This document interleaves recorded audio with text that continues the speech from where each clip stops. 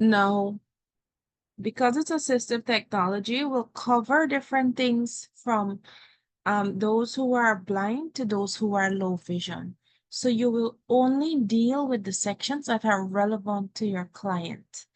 Because if your client is blind, you're not going to do the section on screen magnification, right? Because that's irrelevant to them.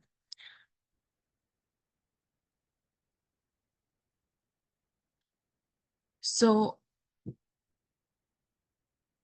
you have like student does not use magnifier but would benefit from one.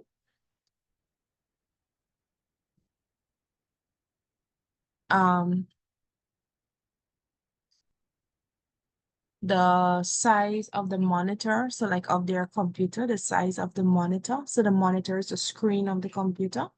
So you can like record the size of the screen. So this is for low vision people, right? Does distance magnification.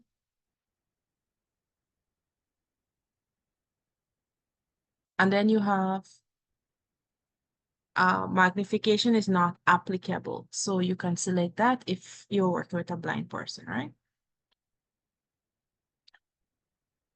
So when using their device, so this is for low vision people, when using their device, so this is like when you use the zoom feature, right, to like make the text and the apps and so on appear larger on the screen to be able to see it.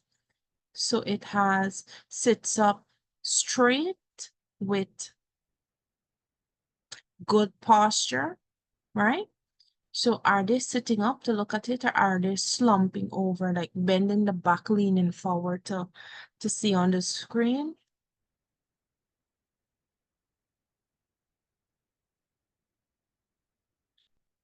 Um, they can use the magnification features correctly, so they know how to like increase the size, decrease the size, and so on.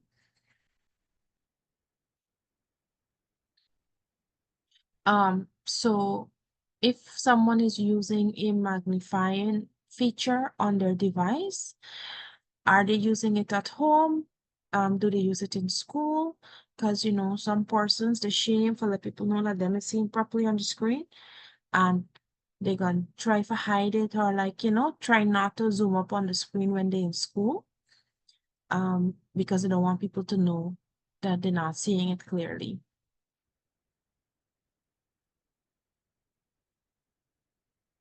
Then we have touch typing. Student knows how to touch type.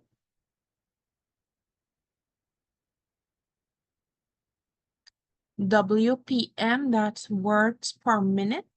So how many words can they type per minute if they know how to type? If not, you'll just state that they don't know how to touch type, right?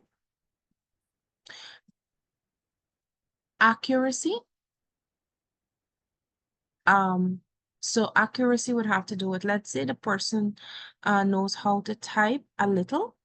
You can give them like a list of 10 words and see how they type correctly. So accuracy would have to do with the how correct the words are when they type it. Are they making a lot of mistakes? Are they not spelling the words correctly, and so on? If the student is now learning to touch type,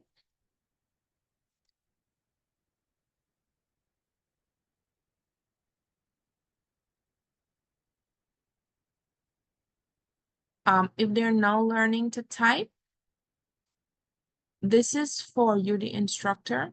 There are different programs, but you don't have to address this section. There are different programs on the internet that you can like go on and they can get typing practice. To be honest, I've never explored. I know there was one that is accessible, but I'm not sure about the accessibility of these programs. Like you have typeability and so on. So for the people who could see, you could definitely go online. I look for it and send it. So you can click on the website on your computer and you can get typing practice, right? You have questions like student frequently bends head to look at the keys. So like, are they bending down really low to look at the keys? Students only look at keys when typing special characters. So like only when they got type certain symbols, like, the @ sign and so on, then is when they look at the key. Are they using screen reading software?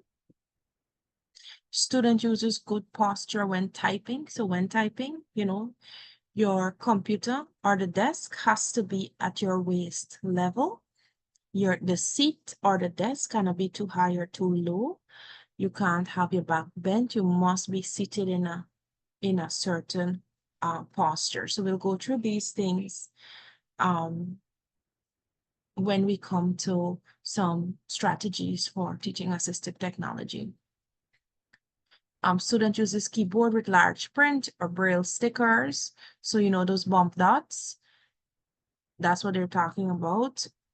So if you're working with a client, are there bump dots, or did you put bump dots on their keyboard to be able to teach them?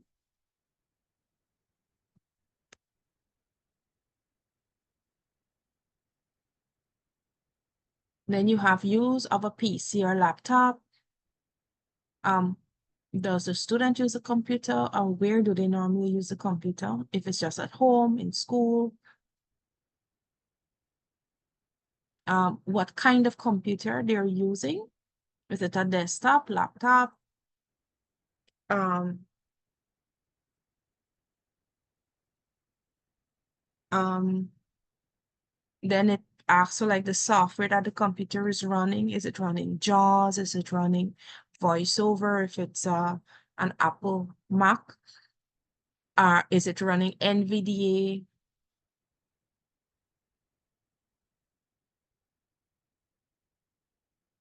Let me skip over this. So then you have questions like the student can turn on the computer, turn on the monitor, adjust the volume, log into the computer.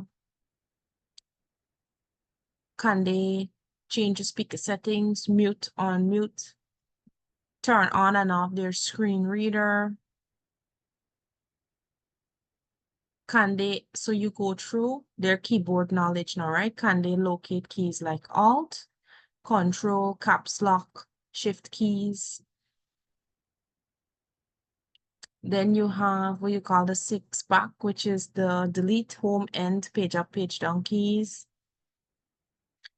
If there's a numpad on the keyboard, can they use it? So you know the numpad, right? On larger keyboards to the right side of the keyboard, you have a numpad, which is in the form, the numbers are arranged like it is arranged on a telephone, right? So larger keyboards and computers would have that on the right side. Can they locate the function keys? Can they access and navigate the desktop? Access and navigate start menu?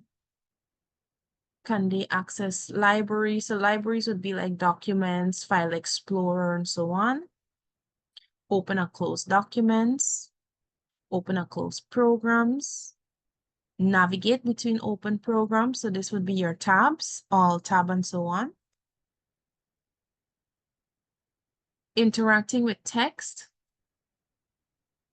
Can they navigate to the top of the document, navigate to the bottom of the document? And then it goes into like specifics of things that we know, right? Moving between different words or letters in the document and so on.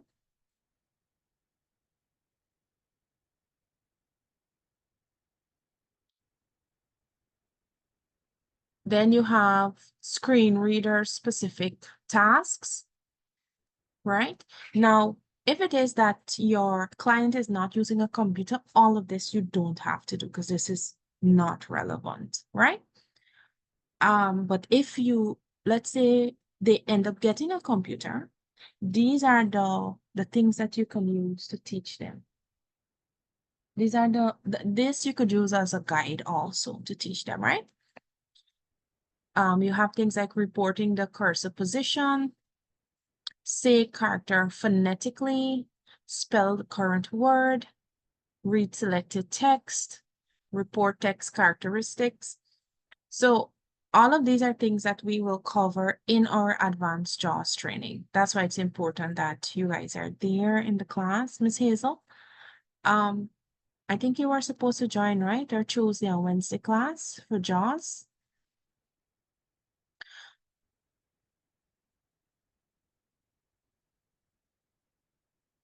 So student uses a word processor. So a word processor is the term that they use to refer to like document, like we call it Microsoft Word document, but Microsoft is a company that they have their Word document, right? Apple, they don't use Microsoft. They use their own Word document and it's called Pages, but it works the same way. Google, as you know, Google don't use Microsoft Word. They use their own one called Google Docs, right? But it's the same concept. It's just you open a blank page and you're able to type and do different things, right? Different companies have their own and it has a different name. Okay, so for example, can student create documents, save documents under a new name, switch between open documents, print documents, email documents, undo, redo changes, cut text, copy text, and the whole, I'm not going to go into all of this, right? Because these are things that we are very familiar with. For those areas that you're not familiar with, like the screen reader specific commands, those are the things we'll do in the advanced JAWS training, right? When we get to, because as you know, in the last class, for those of you who are there, we looked at editing basics. And some of the things mentioned here, we will cover in editing basics. And then there is formatting basics where we cover other things, right? So we'll be able to work on that.